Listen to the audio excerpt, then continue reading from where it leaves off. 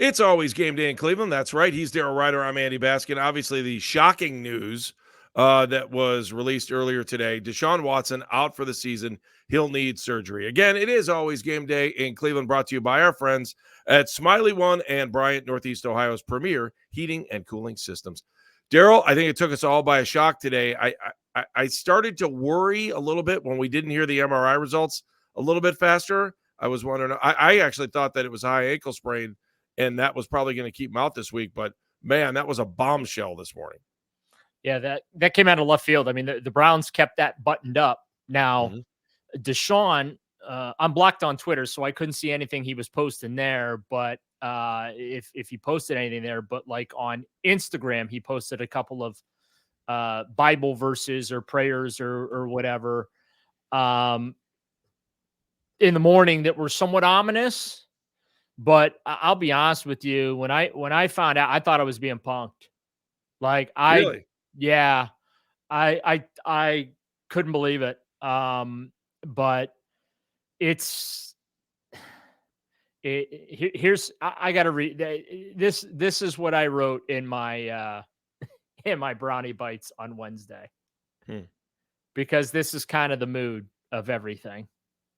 No matter how devastating the news, and Deshaun Watson being lost for the season due to a broken shoulder was an all-timer on the season derailer scale, Kevin Stefanski and the Browns must move on. And that's what Wednesday was. Like it felt like, well, it is what it is, and life goes on. Dorian Thompson-Robinson is going to start, and may God be with us. That's what it felt like today, Andy. Really? I mean, I hate to paint such a bleak picture, and I got to tell you, DTR didn't look that great in the 20 minutes I saw of practice. I did not like what I saw from him, and he was throwing against air. And this is a guy who threw 3 interceptions against the Baltimore Ravens. Now, Kevin Stefanski feels like he's vastly improved and whatever. I guess they gave him who knew they gave game balls to practice guys, but I guess he got a team player of the week, right? He got a practice game ball. I don't think, I'll be honest with you, Andy, I don't think it matters who they start. Neither one of these guys are any good. It doesn't matter. It doesn't. With all due respect, DTR not ready, and PJ Walker is a turnover machine. So based on what they have available, like it don't matter who they start. It really doesn't. It's on the defense to carry this thing the rest of the way, and pray to God that these quarterbacks don't bleep things up. That's where they're at right now. That's what this injury does to the Cleveland Browns. They literally have to pray their quarterbacks don't F up. All right. Really, they just need someone not to turn the ball over. Isn't that what this is really all about? I'm saying thank you for yeah.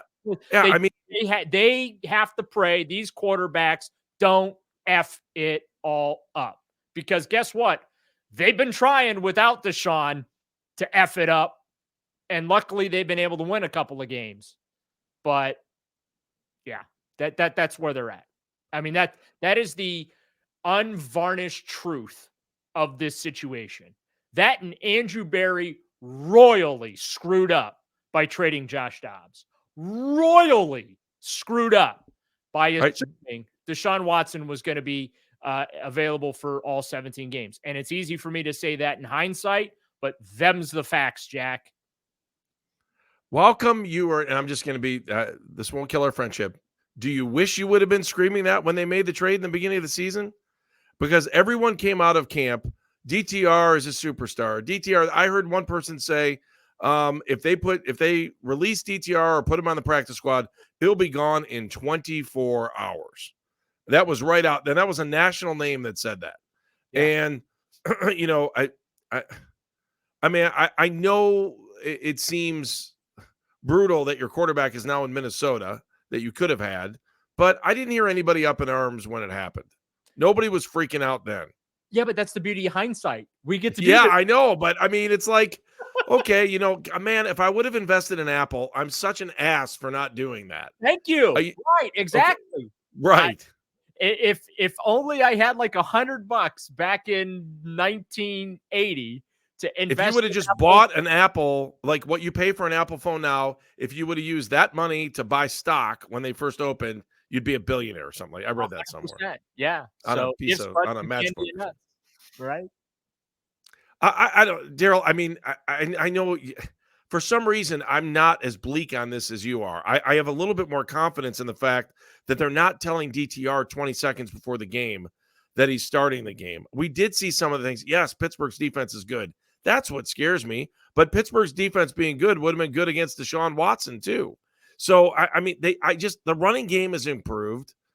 And it's the running games. I never thought the running game would be where it is now without Nick Chubb. So, I mean, if he can hand the ball off and maybe run the ball a couple times and hold on to the football, I think the defense is going to keep you in some of these games. The problem is that if the defense is out there too long, because that's what happened with the Ravens, is I just thought eventually the Ravens would and did wear down the defense. And if you go back and look at it, that's what the biggest game against the run. Like they were able to run and do whatever they wanted to, because I actually thought that the defense was just gassed at the end. So I hear the picture you're painting, and I don't want to disagree with your picture, but for some reason in the back of my mind, I'm trying to figure out how they got 2 wins out of 3 without Deshaun in the last couple of games when he didn't play. So I don't know. When they tell me they're dead, they're dead. I think that's when I'll believe it. Jalen Hurts is not on this roster. Just saying. So what would you do? Would you stick with these two guys or try to figure out something? Andy, it's too late. That's the Well, problem. I'm sure they're picking up the phone. I'm sure that they're talking to other people. I mean, I heard a couple names that I heard that they talked to today. I mean, One in particular. well, they are going to add a third quarterback. The question is, will it be to the active roster or to the practice squad? That's 100% going to happen. We'll see if or how long they're going to stick with DTR. Because if this week goes like the Ravens game went, you can't. You can't do it. No. And by the way, if you do that, you've crushed him. Like that's it, right? Right.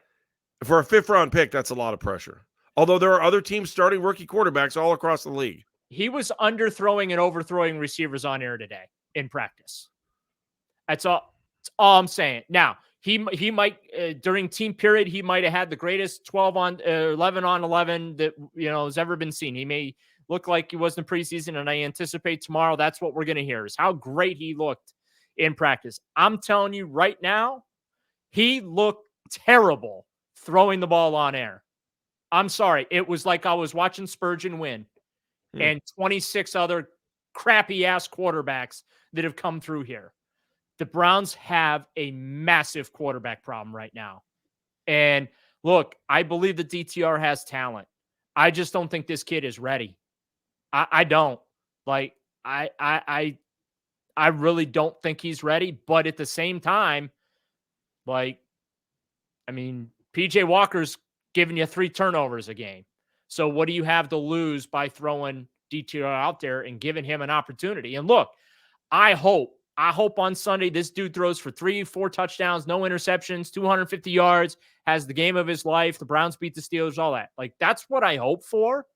And I'm hoping today was just, hey, because it was interesting. As I was walking into the locker room, DTR and Andrew Berry were immersed in a very deep conversation, which got and as they broke up, I saw Berry kind of give him an arm around the shoulder and a pat on the back. Like, you know what I mean? Like, you're my boy, Blue. Go out there and go streaking. But I'm just being very realistic about my expectations for this kid. Because I'll be honest with you, I don't think it's fair to put any expectations on him whatsoever. I'm being real. Like, and my worry is, to your point, that him going out there, and if he's not successful, this, like, all of a sudden now you just start to damage this kid's confidence, right? If he repeat of the Baltimore game, like the Baltimore game, you can excuse away because He found out at 10:30 a.m. that he was playing, and they did not change the game plan. Nothing was tailored to him, right? So I can excuse that away.